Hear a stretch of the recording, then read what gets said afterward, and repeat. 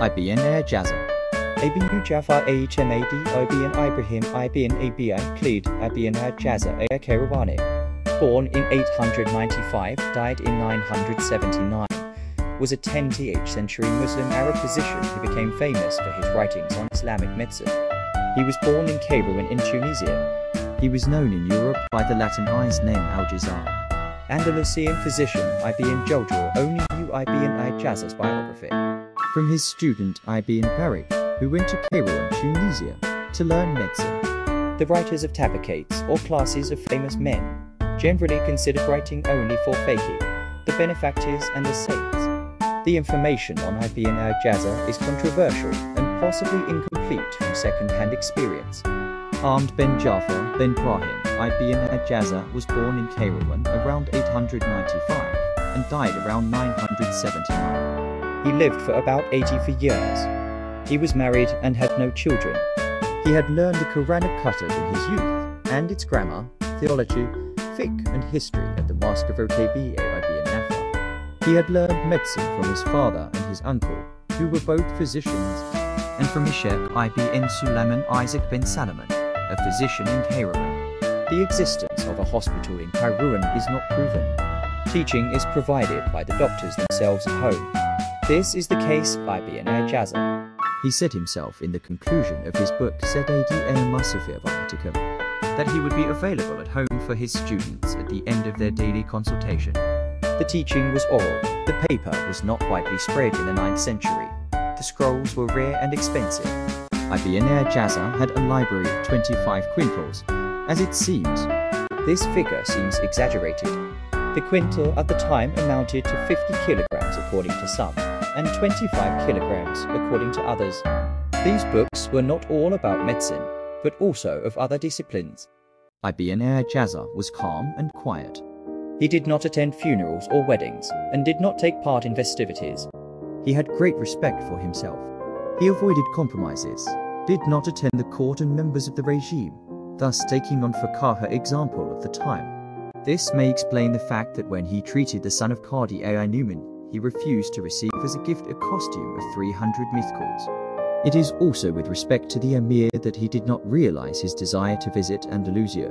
The relationship between the two governments of Mahdia and Cordoba were tense. It is out of respect for the emir that he did not begin his pilgrimage to Mecca in spite of his strong desire to do so. The emir was Shia, and for ceremonial purposes and policies, he creates barriers to pilgrims and forced them to pass through Mahdia and pay a toll. But he went every Friday to Mahdia to visit the uncle of the emir Il-Muizlidin Allah, which he was bound by friendship. During the heat of the summer, he went to monastery and lived in a ribat with valiant soldiers who watched the boundaries. Ibn Al-Jazzar prepares himself the medicines and has an assistant.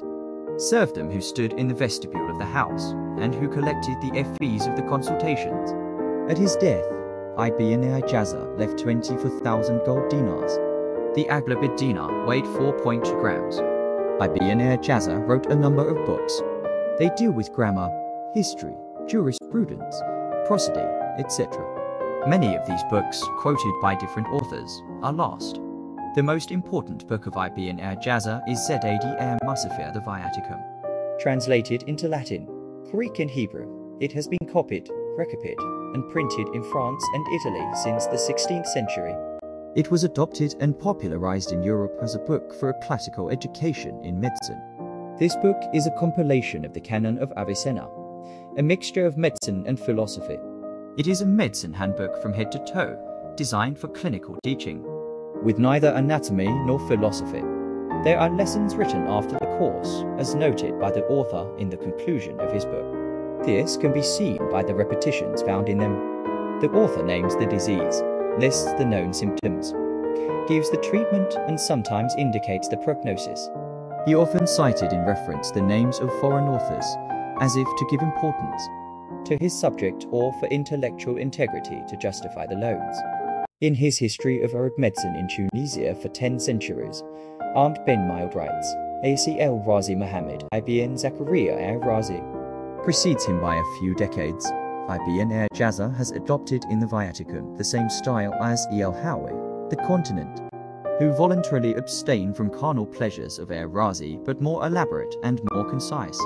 One can wonder if he had not had this book in his hands very early on. This is unlikely, because in the Viaticum he does not separate measles from smallpox, which was the innovation of Al-Razi. And among the physicians whom he often refers such Galen, Hippocrates, Dioscorides, Rufus, Tridon, Phagorius, Aristotle, and Ibn Sulam and Isaac Israeli ben Solomon, he does not mention Al-Razi. Books by these authors must have existed in Tunisia at that time. Tunisia was in constant contact with Rome, Athens, and Byzantium. Because of the sheer size of its economy and its position in the midst of the Mediterranean Sea. Constantine the African was the translator of Ibn Al-Jazzar's books. His major work was Zedi al-Masfar.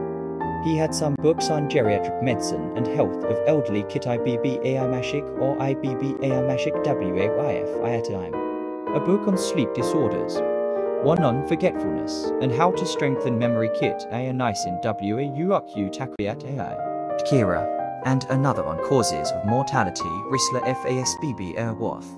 He had other books on pediatrics, fevers, sexual disorders, medicine of the poor, therapeutics, viaticum, coryza, stomach disorders, leprosy, separate drugs, compound drugs, and in other areas of science, for example, history, animals, and literature.